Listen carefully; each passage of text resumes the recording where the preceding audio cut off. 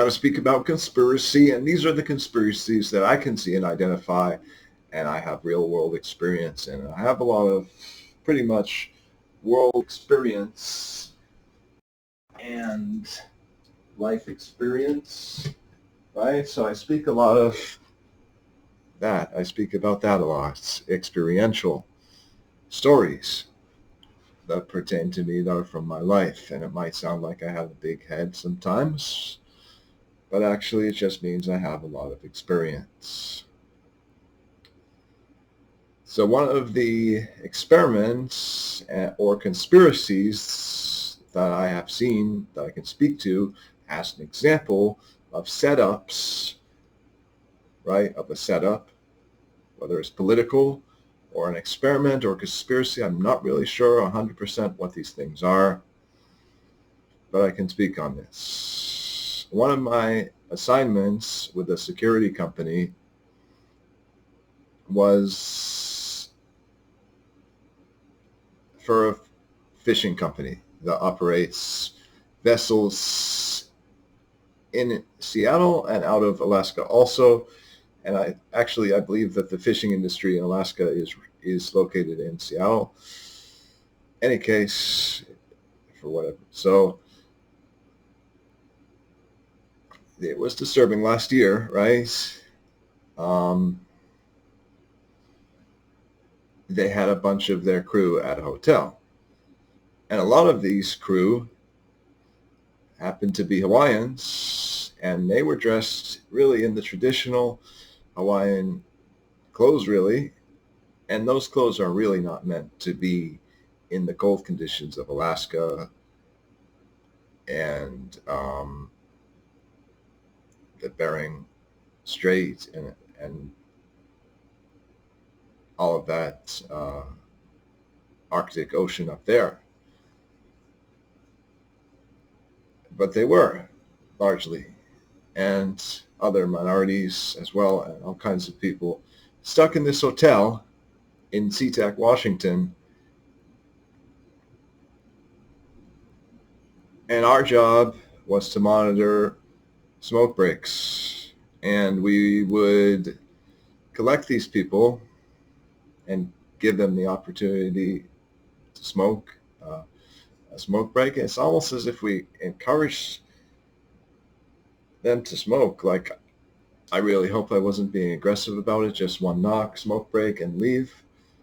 But I feel like, I wasn't really skilled in, like, first of all, what kind of shit is this? And secondly, like, I may have had the wrong idea about what I was doing and the wrong philosophy about what I was doing. And so I think I was a bit aggressive about it.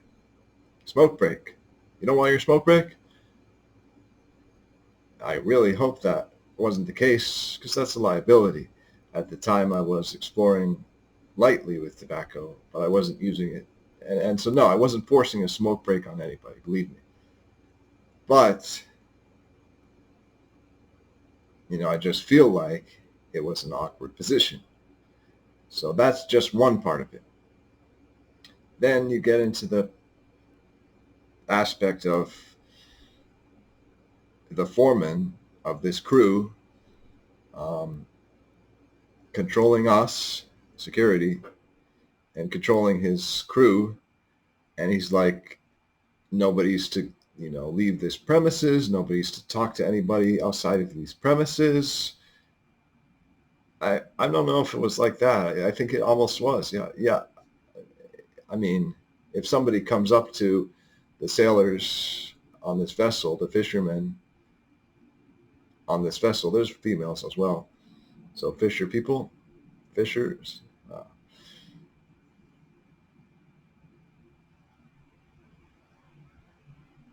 So anyway, they don't have that much leeway. That's because of state regulations. That's because of federal regulations around COVID. And this crew had been presented by the security firm as being 100% COVID negative, and that's the reason why they were in quarantine, and that's the reason why they weren't to associate with the outside world, right?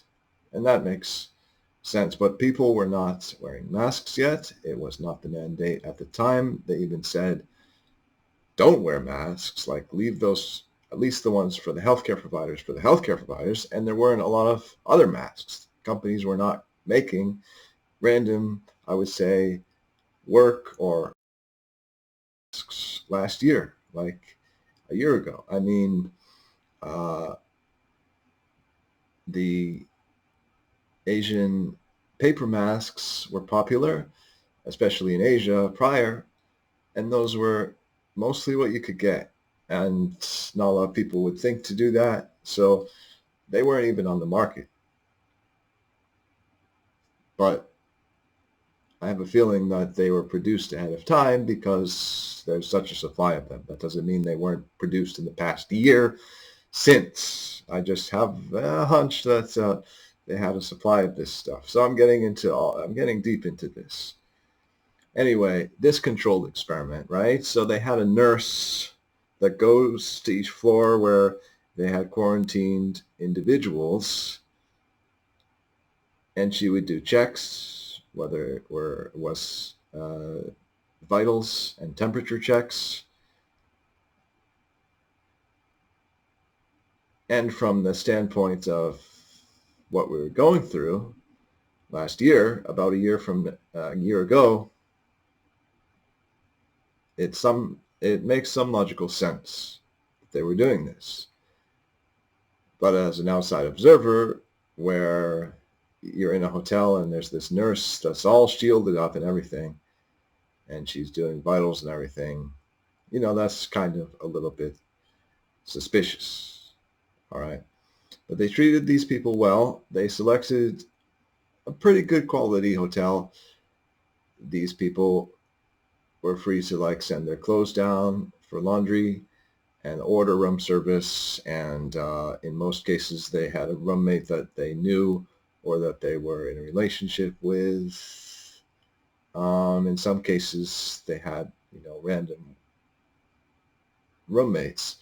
But the experiment aspect is, where did they recruit these people? Did they specifically go to Hawaii to recruit? I'm just going to say fishermen. I don't think the term has been modified to be PC. I'm just going to be straight up honest. I'm just going to say fishermen. So I don't think they're supposed to go to Hawaii for the purpose of recruiting employees or fishermen or people that work on the fishing vessels. Remember that they're not all fishermen. Many work in the galleys, or many prepare the fish in the freezers, and these aren't fishermen. Fishermen run the decks. Fishermen also run the boats, but the people that run the boats are boat operators or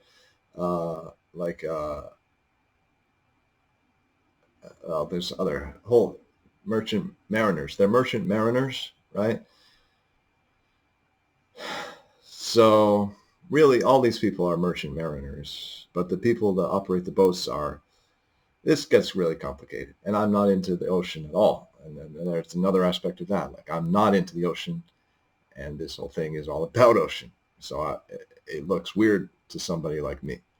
So I can't 100% qualified make an opinion on it, but I can say this feels like an experiment. This feels like a setup. This feels like an unnatural situation. This feels like a conspiracy.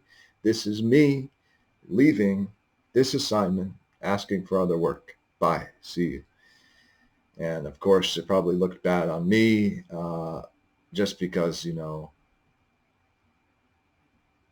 of the timing and all that. That I'm quitting accounts and things. But, I made the excuse that I didn't want to catch COVID or something. And that was true too.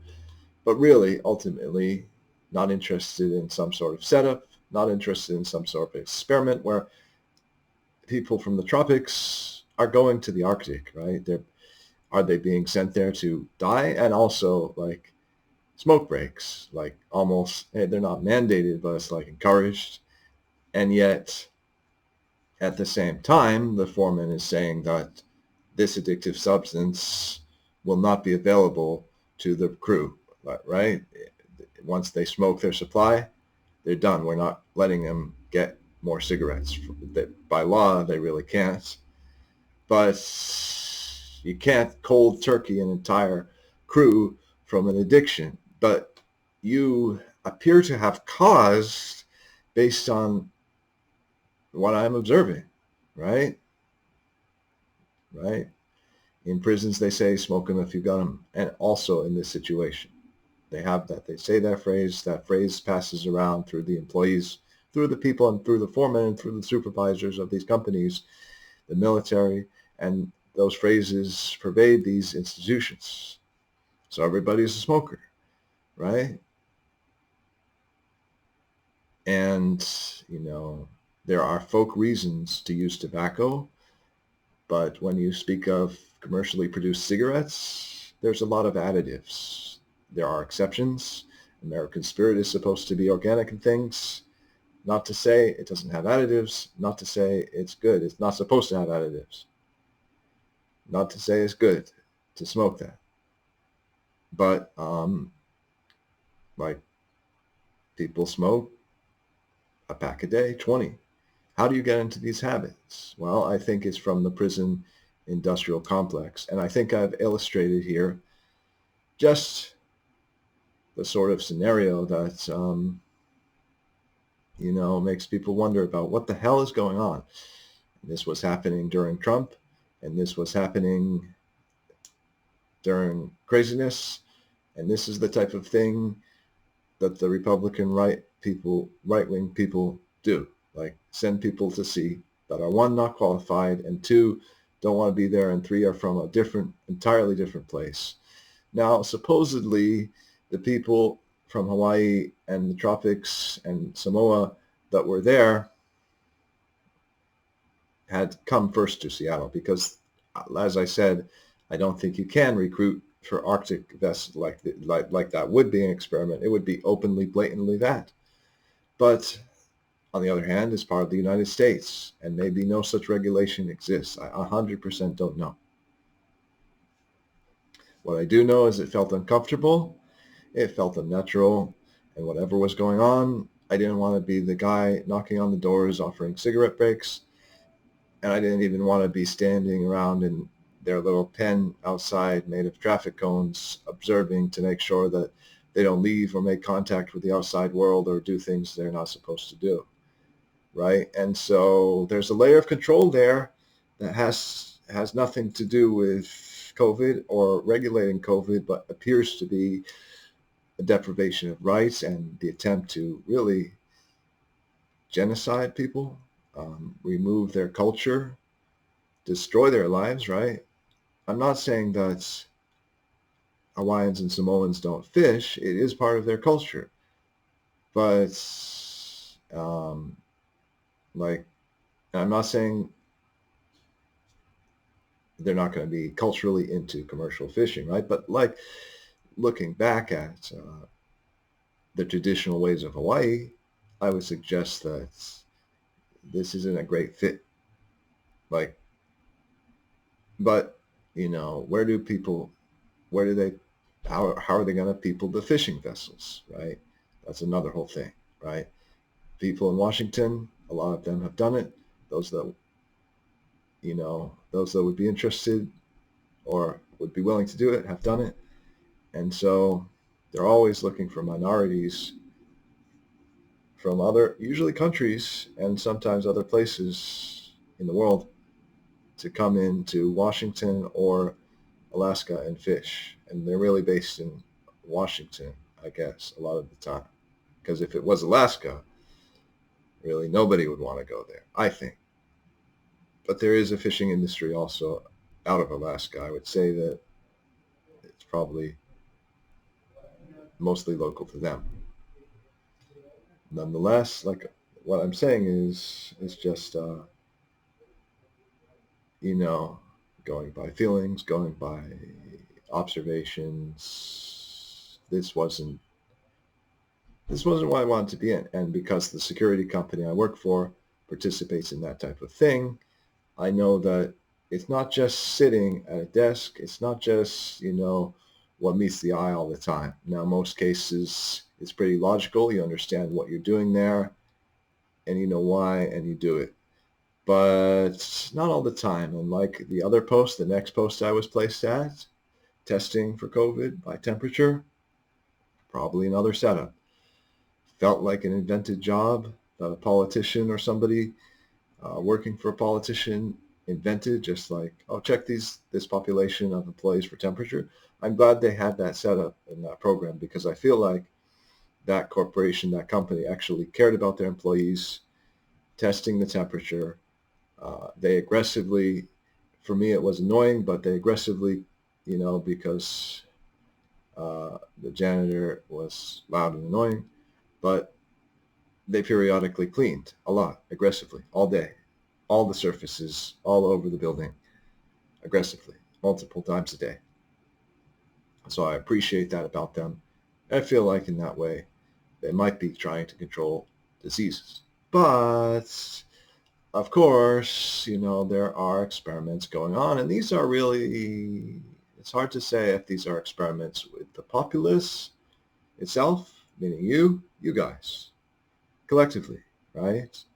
The world, or if it's experimentation from the upper 1% level. But regardless of that, it's going on.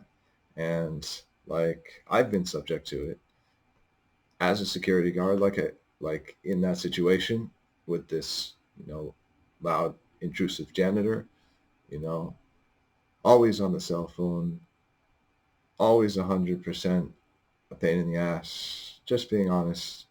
And then everybody else who works there, with like jingling keys and whatever it might be, just I didn't, and I'm trying to be nice. I'm not trying to be bitter, but like there's a sector of people, spiritual people and beings and spirits that don't fit into this world and that don't appreciate that and that are hypersensitive to that. And I have two types of anxiety disorder, general and social.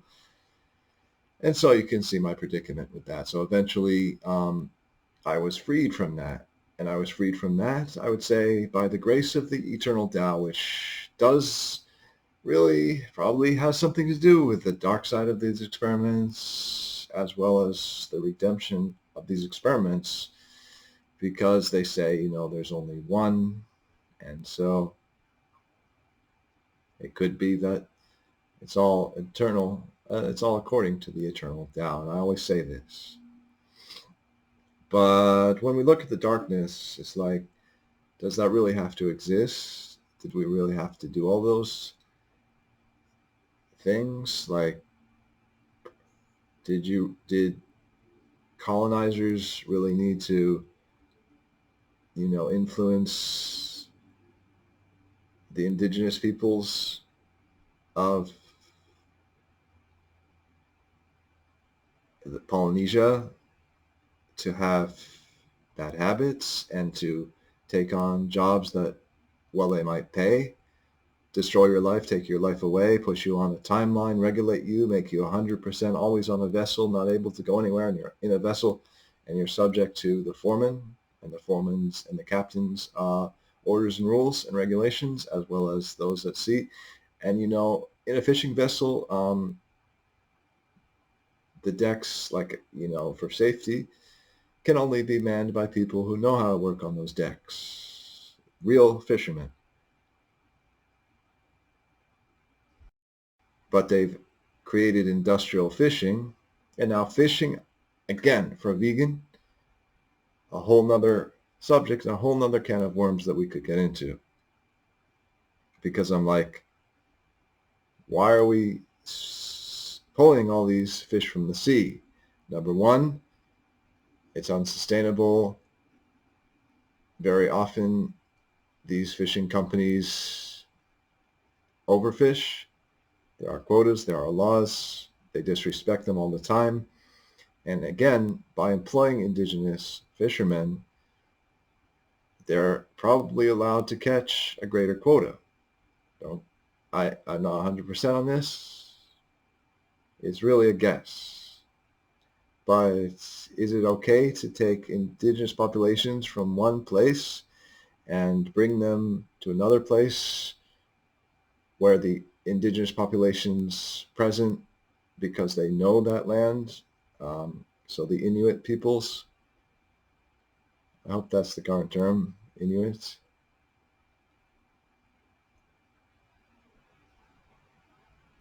But the Inuit peoples, right? They know the Arctic waters and they're not going to overfish. So the law allows a loophole where you can get Polynesian indigenous people to do that because the Arctic indigenous people won't do it, right? And the companies literally get the quotas of those populations, do they? Well, there were a lot of them present, and this was under Trump. All I can say is Trump is that red mentality is about deregulation and is about doing these types of things and putting things where they don't belong in the world, shifting things around so that those that were in control of one place no longer are, and outsiders step in. So that's some of the problems I've dealt with in the last year on a conscientious level, right? Anyway, so uh, getting more into how dreams, like as a psychic, I have dreams that go over, I don't know if they're 100% dreams, but they could be false memories. I don't know how it works. I know reality has a trickle-down effect when we speak of the psyche and the psychic world. And this has something to do with this. So I just know that there are days in my life when things happen, and then I start to recall conversations that were preemptively had about these days, whether they are staged in an actual memorized situation with me talking to somebody I know in a car or on a beach, or representing a scene from my actual life that becomes seeded with these later conversations, or whether it's less identifiable in time and space, but it's just that I had this conversation and it comes back to me that day. When you have these days, it's intense. It's like, um, well, at least this is a day that was important enough for me to have preemptive planning around, for me to have a playthrough on, for me to have gone through before I went through it and take notes and try to follow the path um, desired by the Tao and the light, right? Which is the team I'm on, ultimately. So I had a couple of those days recently, which means that for me, I'm definitely in a new chapter of my life. I often say I can't predict the future, and I can't because I'm not one of the people that preemptively uh, stages these stories or sets them up. Or so whoever this is, like I want to know what who the team is that's messing with me and fooling with me. They are fooling me and fooling with me who they are. They're not entirely friends. They're not entirely enemies. I mean, they didn't kill me or anything. They didn't do anything barbaric to me in a hospital or cut me open or anything. On the same note, uh, I don't know. Is that you? Is that like everybody? Is that the population? Like, am I the only one who's not clued in to everything and all you guys know everything? That's been suggested too. How could I know if that's the truth or not? I'm programmed to believe that, well, we're individuals and, I'd like to think that my talking this through is more important than just me going through it on a therapy level for me to understand, right? Whatever. This is the reason that people like me speaking words like this are shadow banned by the algorithms, ignored and pushed to the bottom, and we don't get any publicity or views at all. Whereas if people were seeing these things, they might start to wake up, they might start to learn, they might start to see what they should know. But because the structure is what it is, people like me will always be regulated. They try to work me 60 hours a week. They try to make my costs so expensive I can't afford them no matter what I do, regardless of being at the master's level. I'm not graduate, so in school at the master's level of study. Doesn't mean I have the master's. I'm at the bachelor, so I would be at the bachelor's level or the graduate level of understanding, right? But regardless of that and the credentials and any experience I have in life, like any minority, because I'm a minority of thought, I'm pushed to the bottom, and I'm denied opportunities. I'm made to get the worst and shittiest jobs that don't pay anything. I should be making $25 an hour in theory. Those are my needs. I think that's a reasonable request. But who really is, right? And those that should be are making whatever the structure and the establishment dictates that they should make, and they're working in whatever conditions are subject upon them. They don't know what the hell the situation they're in actually is when they're in it. So they don't know what an innocent sounding security job or janitor job or whatever like food service job is going to actually be, right? Are you with me?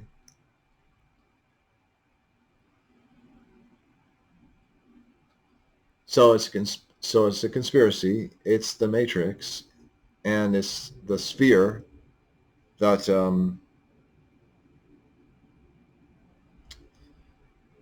Stuart Wilde talked about. Doesn't mean you should be paranoid. It just means, yes, they're trying to kill us all the time, literally. Yes, they're trying to put us out of our homes all the time. Yes, they're trying to tease us and then take things, give us financing for cars and houses, and we get those things from our hard work, and we put money down, and then they just take the investment, right? Because we defaulted on one payment or something. So you can see, still there, the best of times, the worst of times, the upper class, the lower class, the lords, the vassals, and the servants, and the serfs. You can still see serfdom is real. Wage slavery is real, and this is what it amounts to. You can't select your conditions of working. You can't select where you work. You can't select. You know you don't want to be part of these experiments and setups and structures and whatever the hell these things are. You don't want to be part of these programs. But there's no alternative really. If you want to pay rent, you want to have a place, apartment, you want to, have digital tools, right? I need digital tools to do this job, to do my job, which is partly this content creation and speaking, right? Partly this. And these toys are expensive. Granted, this computer has an onboard webcam that I could have used for a while, but that's not conducive to making stuff. It's Microsoft, and that just fits into the entire thing. Microsoft, I don't, I'm sorry if you work for Microsoft, but for me, Microsoft is dysfunction, 100% dysfunction, probably based on DOS still, on Windows 95. DOS is archaic. I'm sorry. And for me, Mac, like, I'm not advertising, right? Either Linux or Mac, for me, has been freer than, and I'm not saying these companies don't have flaws either. Of course, we could get into 100 gazillion things about Apple and all this. But what I do know is Windows is dysfunctional, and it's an example of the platforms that are handed out to the society that force us into boxes. It is designed for STEM. It is designed for science, technology, engineering, and math. It is designed for, you know, right brain, no, sorry, left brained applications like that, which is fine, I guess, if you're of that configuration and you like that. But Mac is up here in price, and Windows is here in price, I guess. And it's like we're force fed that. That's what we're given. They don't make these computers cool. They don't make them fast. They could easily free them. With the Macs, they don't free the storage space. You have to pay for additional upgrades to the storage space, or you have to purchase the more expensive model that has more storage space, or you have to buy online cloud space, and it adds up. Windows is regulated by passwords and things, but in some ways that's useful because the server password, right? Nobody wants a server password, honestly, but the server password, it supposedly can be reset easily and stuff, but I'm not into server-based and honestly, the password you use to log into a Mac is on the Mac itself. Like, you do have to have an account, and you do have to be logged into that account, but it's not required to be connected to the internet like Windows, right? Like, how long can you get by without the internet on Windows? It's not meant for a whole lot of offline applications, right? And it's their user configuration. Your username is @live.com, whereas on your Mac you can have some usernames and they belong to the computer itself within that sort of subscription and identity that you have to establish. Now, because of the types of inappropriate, horrific material that people put on the internet, and because of cyber crimes, I can see why we're now in an age where these usernames and these accounts are required. We're held accountable. But, like, so how much control is too much control, and where is the control coming from? Always an important consideration. And I would say all of it's too much control, and we didn't need any of the like dark side internet anyway. We could have done fine without it. And they're the ones that sort of caused this, right? They sort of caused us to be in this age. But there's nothing 100% wrong with that. So we're moving into a new age. We have to start to embrace these things. You have to start to embrace maybe having an Apple ID, right? Because for me, I couldn't function without one, right? You'll have to, and it's either a Live ID or an Apple ID you'll have to have if you want to be on the internet, right? I mean, you could be on the mobile web and there's no requirement to put that into, an Android.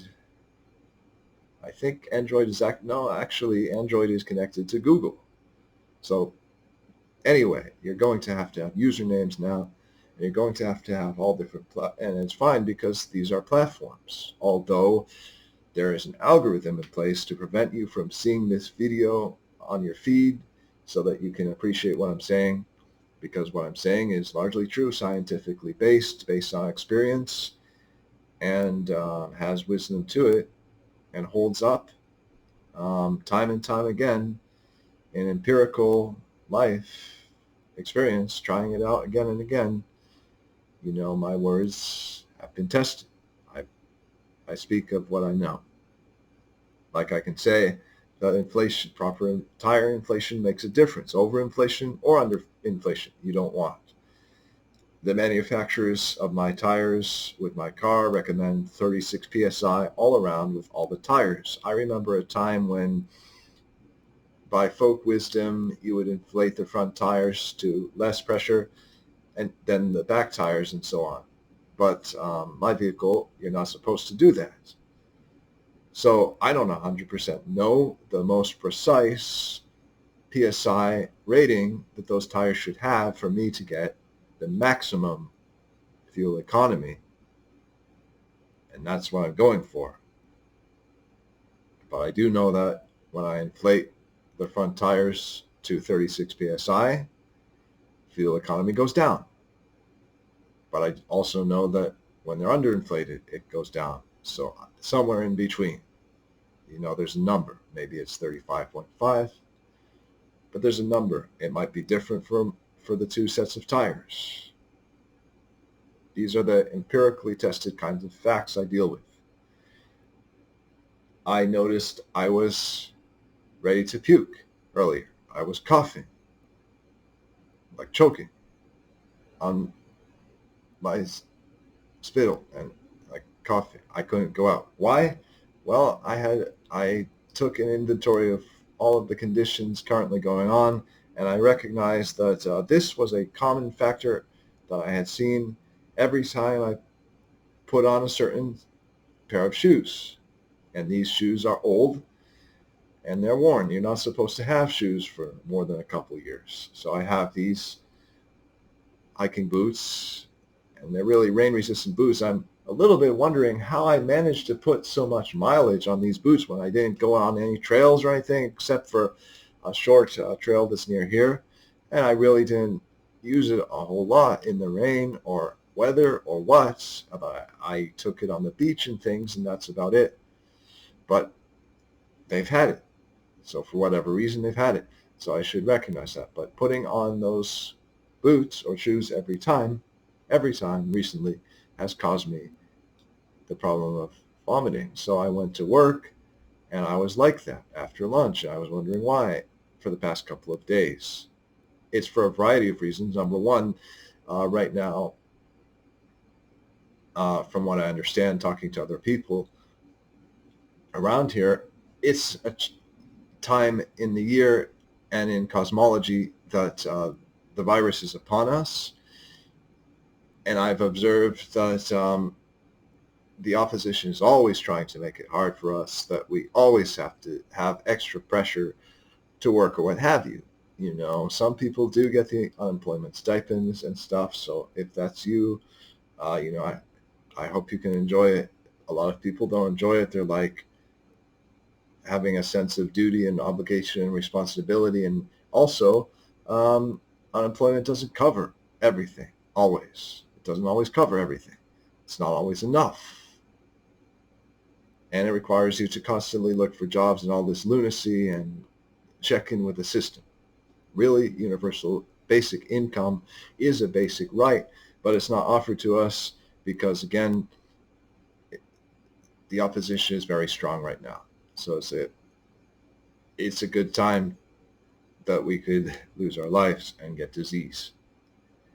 As far as I know, if you do that this time, you might not come back. There's this chance that if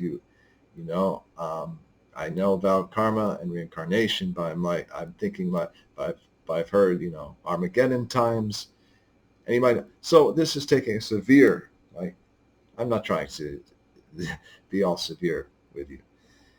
It's not 100% like that. But anyway, I'm just telling you there's empirical things that you can look at in your life that's scientifically.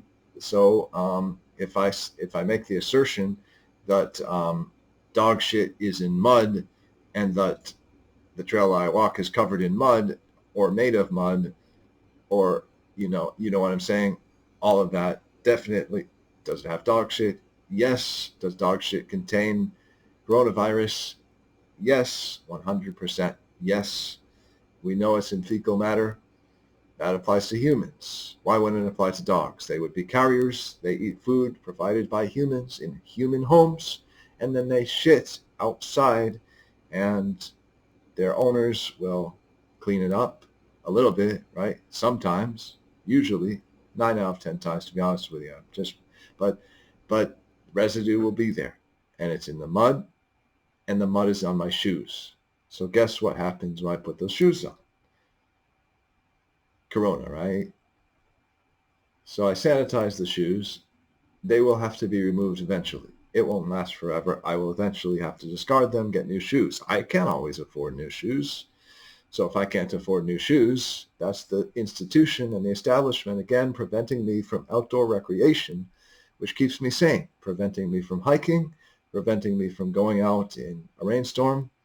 I don't want to be prevented from that. That's why I like to have this type of equipment and clothing, right? So I've sort of covered my take on conspiracy for what it's worth. Now let's get into the other aspects, right? I was getting into this whole thing. I got tangential and got into a tangent. Always do. Sorry.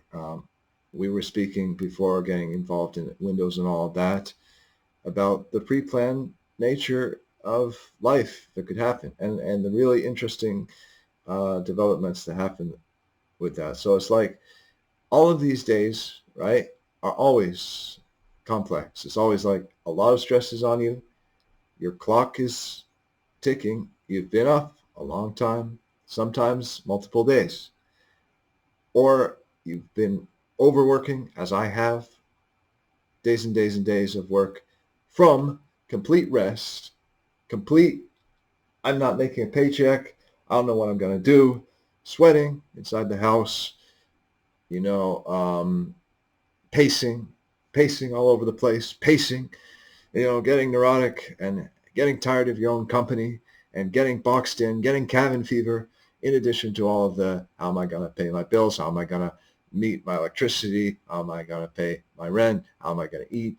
And it's still there, along with all of the stresses of everything else, homework and everything. And it must always be done because that's adulting, right?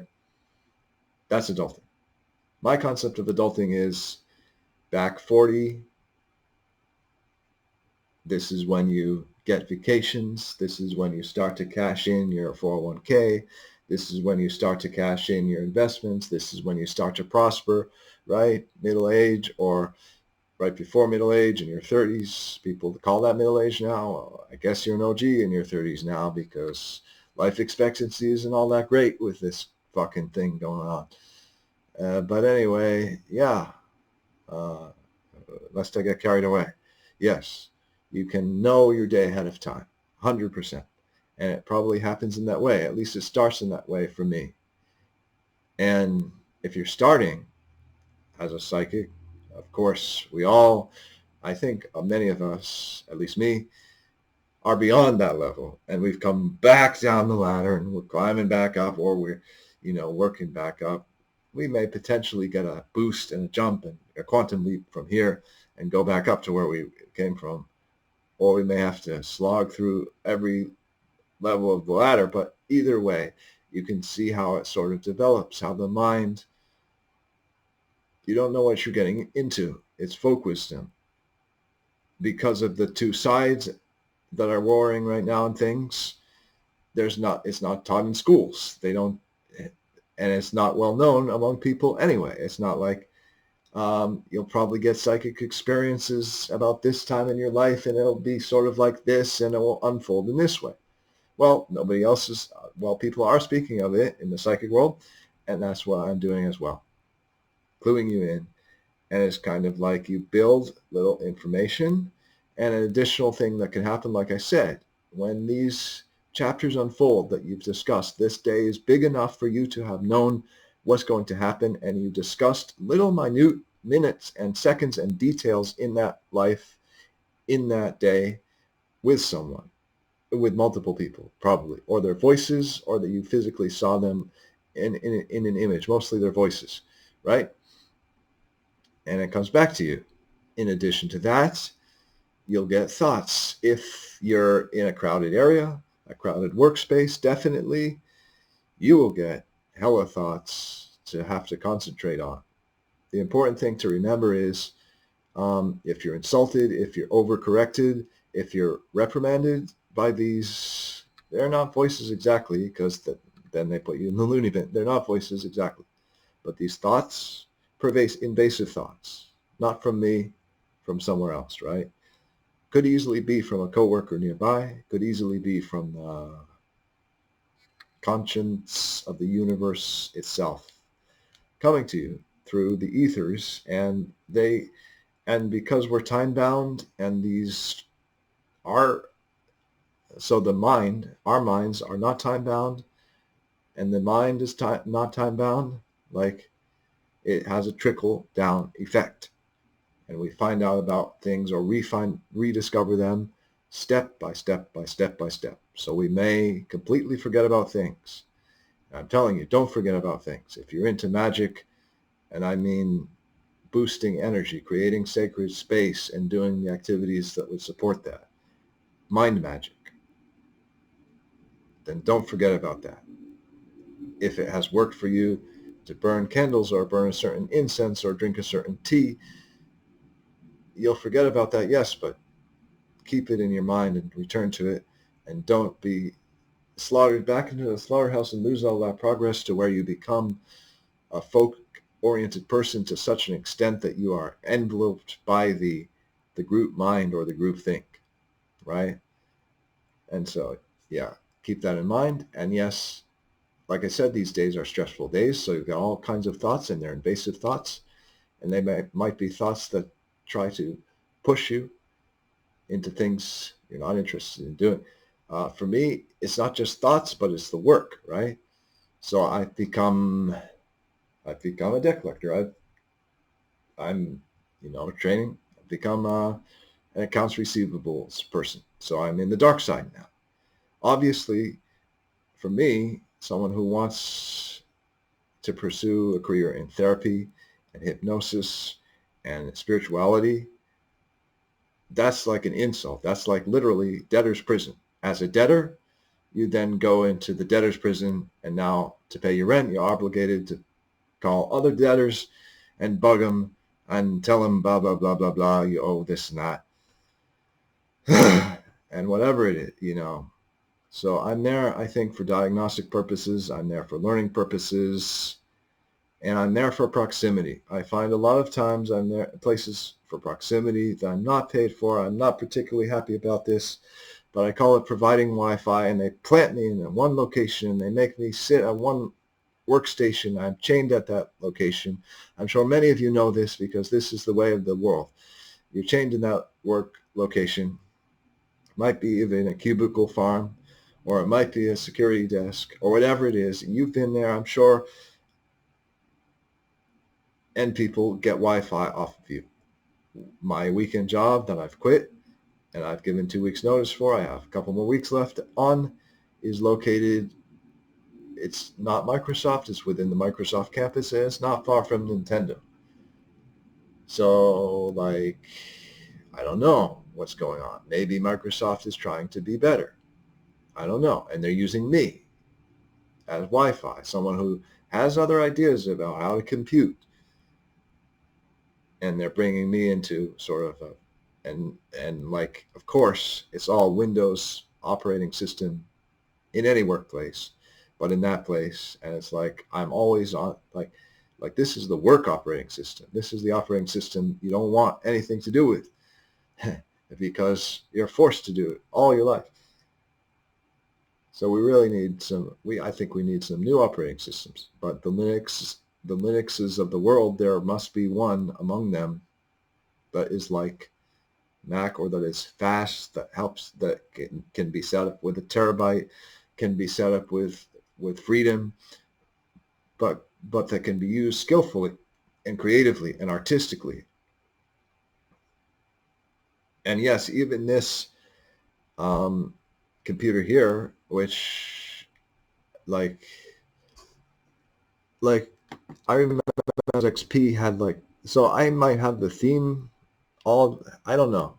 I remember Windows XP looked nicer and had the round buttons and things, but this, they turned it back into shit, and they force you to have all these little gadgets on your drop down. So what I'm saying, fuck that, right? Like, I'm using it right now, but because I'm speaking and I'm not engaging with the computer, it's fine. It's just a camera, right? It can cause different moods. It can cause different energies. I've gone over how the little things matter. Very micro management. The little things matter. Every little thing. The shoes that cause COVID, that give you the cough and the contagion, right? The windows that makes you pear-headed and makes you think a different way when you use it than when you use something creative. And there are other like creative like systems out there too, but I'm not advanced enough to know about them. They didn't teach you about this in like creative writing school because that's oriented about writing. That's not about computers, right? So they're not going to teach us about operating. I mean, you can take college level illustrating classes, Adobe Illustrator, Adobe Photoshop, and all that. Wow, I've gotten into all these tangents. Now I have to line it up, right? Bring it home. I must. So this might be ADHD, or they don't call it. Do they call it? So they dropped one of them between ADD and ADHD. So I believe they dropped ADD, and now it's called ADHD.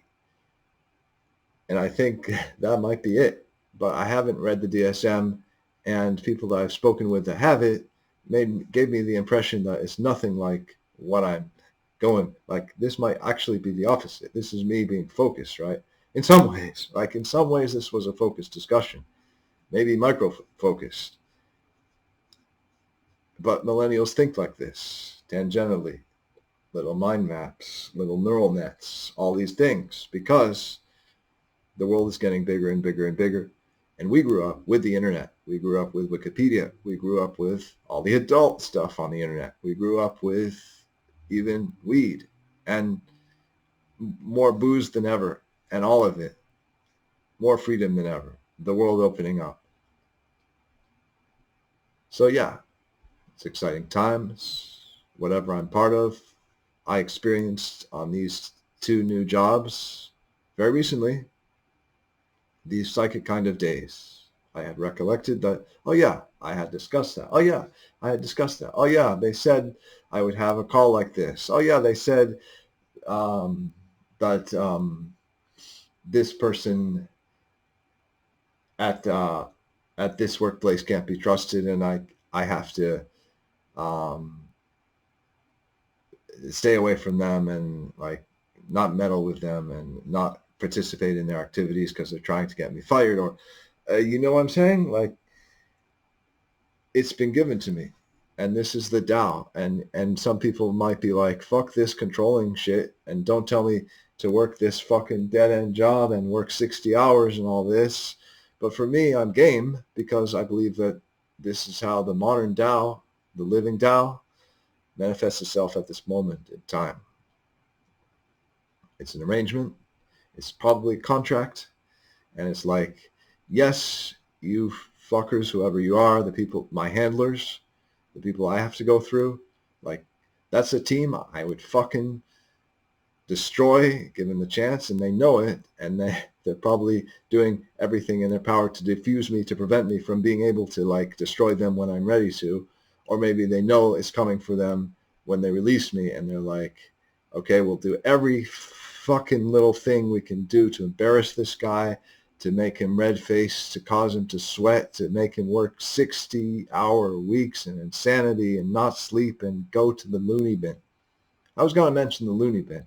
I think that might have to be another episode, but the loony bin discussion would have been about, what was that about? Just the fact that, like, that's another source of oppression. Like, it's another part of these experiments, right? So you're in an inpatient facility and there's zero transparency. You have no idea what, at least in my case, you have no idea what are the behaviors we're trying to correct. Why are you under observation? Why are you being detained? Why are you here? Why have we destroyed your life? And now your car is being repossessed because you couldn't work, and weren't able to address it when you probably could have come out of the mania yourself. But granted, maybe you couldn't. And if you couldn't and you're on the streets in a mania, that's on you, right? And so, yes, the healthcare facilities, that's part of the reason. You may not be told that, right? That's part of the reason. They're correcting that, just that. And that's why you get the court orders to remain where you are. And that, again, like they could lynch you and they could make a martyr of you. Probably only in my case or people like me, I don't know, but it could probably happen to everyone. So I don't know how much of my experience is mine and how much is this. So just connect the dots and see what works for you. But yeah, they'll observe you. They won't tell you why. And there's reason to believe that like the drug companies, which would be like the pharmaceutical cartels or almost the drug cartels, right? The drug cartels, the corporations selling the drugs, right? Have reason to keep you down because their products cost a lot of money, even the generic, and the treatment, the psychiatrists make a lot of money just by keeping you there. And some of it's for clinical reasons, but from my standpoint, how much do we know is clinical and how much could be political, right, at this point in time? Keeping our, same, another part of the prison industrial complex, keeping people away from others and removing their self-esteem. Obviously, I got it back, so there's something to this. It was logical. It was lawful. It was part of the Tao. In addition, order preventing me from carrying a firearm, at least in the state of Washington, although it might be a federal decree, so that I have identified before as a pacifist and a conscientious objector, and now the Tao has nailed it home to where put your money with your mouth where your mouth is, and make sure you never carry a firearm, make sure you never carry a gun, make sure you never arm yourself, because that's what you said you believe in. And so that's what life does. Solidifies, provokes you to be everything you can be, and has a timeline. So just like the army, they destroyed my self-esteem, and I felt that I was disabled. And I was in a terrible condition, right? With what I could afford for rent, I was lined up for misery and failure and a wretched condition, right? What can you afford in Seattle on $900 a month, right? And I have a work ethic. I have a work ethic that's genetic in me. A lot of humans have this, that drives you to points of insanity. For me, it's insane, but a lot of people, but like, yes, I have that. And I didn't want to be stuck in such a small space. I was in a rooming house. Not exactly a rooming house, a house with the rooms rented out individually. And that's the definition of a rooming house, but it's not exactly that. It's living with roommates. Nonetheless, I was in misery. I started out in the basement. They gave me a wretched, dank garage/basement room, and I got the sniffles all the time. I had blocked ears. I had allergies all the time, which I had before because of the damp, nasty, wretched mold in there. And then I got promoted. They for a couple extra bucks a month, they put me upstairs on the second floor. I had a view, and the only problem was my roommate smoking. So I got the Dyson Airblade. And then from there, I upgraded to this apartment where the Airblade is now running. Hopefully it didn't deteriorate the sound quality on this microphone. I think it won't. Wow, all that. You've got all this information. Now with all this information, it will start to come together in your subconscious mind.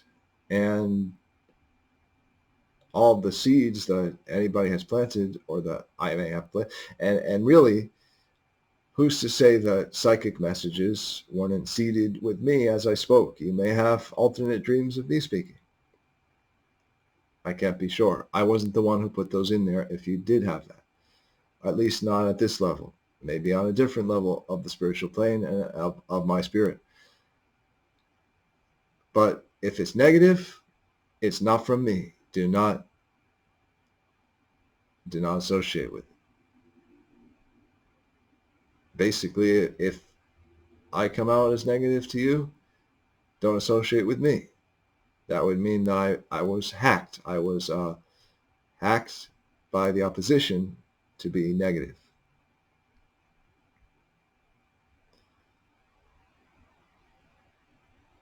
So yeah, you'll start to see, even just from me speaking now, having heard all this, I've exposed you to the world and I'm giving you the energy right now, right? You're receiving some of the energy of this moment in my mind, and you've received some of the mind. So you can see where I'm at, where people are at, where the humanity is at, where the condition is at, whatever this is at, right? And we don't know. And the more we go, we don't know what is humanity, what is our relationship to God, what are gods and goddesses, like what are they actually like what are their bodies like, and do they identify as people, do they look like people, are they like bigger than people, are they even not humanoid at all, so what are God, are they totally like minds only, they're minds, right? I've been told I'm such a one, right? A God, the God, right? But I'm an individual, so I can't claim that. Kevin Soini invented the universe, created the universe? Hell no, man. No, don't get it twisted. You're in this form, you're not God. But you all also are, because the Dharma always tells us we are. I don't know. I don't know what this is any more than you do. I'm giving you my thoughts. There will be, I think there will be more structured presentations at some point. I don't know if there ever will be, given the way my mind works. Hops around, hops around, hops around, hops around. If you don't like that, find some other shit. It's probably going to be that way for quite a while. When I use performance-enhancing cognitive drugs, not drugs, but cognitive enhancers, natural ones, even the Whole Foods private label one, which you also shouldn't use if you're under 30 because it contains ginkgo biloba, my performance is increased. My ability to be structured and ABC empirical is increased. If you went to college, you would be paying for a professor to be by the notes and by the book. A, B, C. Section capital I1, section lowercase I1. They don't really number that way anymore. Funny, I'm old. Anyway, yes, ABC. Bullet point, bullet point, bullet point, right?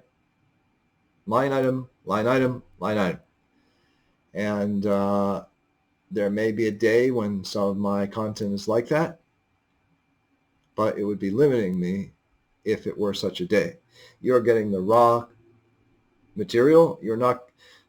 I'm also a writer. When I write, I have time to polish and edit and edit and edit. I usually don't like to make multiple edits. I prefer to just publish my shit immediately after all the grammar and spelling looks good and okay, it's good, publish it. That's why I probably don't have a lot of readership. Nonetheless, that's me. I provide the authentic self in the moment that I create. And so I'm not guaranteeing that if I ever write a novel, I will go over it again and again and again. That's the old way. I can't guarantee I will. If it's good, I'll publish it. If it sounds good, it is good. I think I've talked enough about all kinds of different things, and this show is just a show. It doesn't have, it has themes, but it doesn't have like, this is exactly what we're going to learn. This is the curriculum.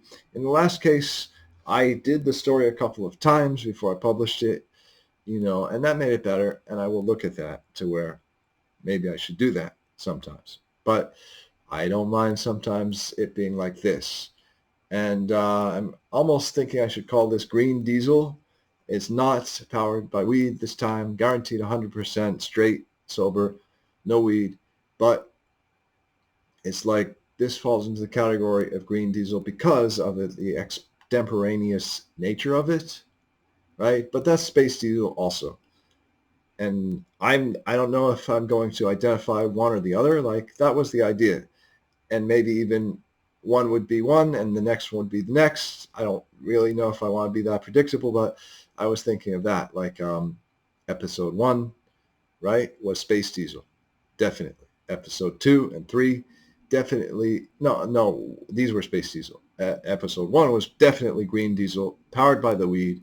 You can 100% see the difference, but there really isn't a lot of difference. I still jump around because I've smoked enough weed in my life or whatever, or ate it to where I have that kind of mind now 100% of the time. And it's hard to organize your thoughts. I went to college largely to organize them. But did I succeed? I'm not 100% sure on that, right? I was more organized really before. But by organized, I might mean conventional. And if I mean conventional or textbook, then that's not authentic self. Right? Hope that helps. Please tune in again. And let me know, drop a comment, what you want the structure of the show to be in terms of labeling.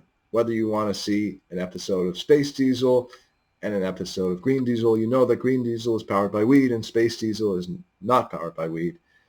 Do you want to see me be sober for a year? Well, I would be miserable. And you want me to see just produce Space Diesel? I would consider that as well. A lot of employers want me to be in that box, and I consider it also often a box that they put me in that limits me. But maybe it's not that. Maybe I have a reason to like stop or chill. So tell me what you want the label to be. Do you want one and then the other? Do you want me to say Green Diesel / Space Diesel on all of the episodes to keep it uniform? Because the numbering, as you know, will be uniform and not change, because I will not put two separate shows. I will not put numbers, this set of numbers and that set of numbers. They are together, and the sequence numbers and the episode numbers are together. Make sense? Please tell me what you want, what you like, and I look forward to talking with you and performing for you, speaking for you more.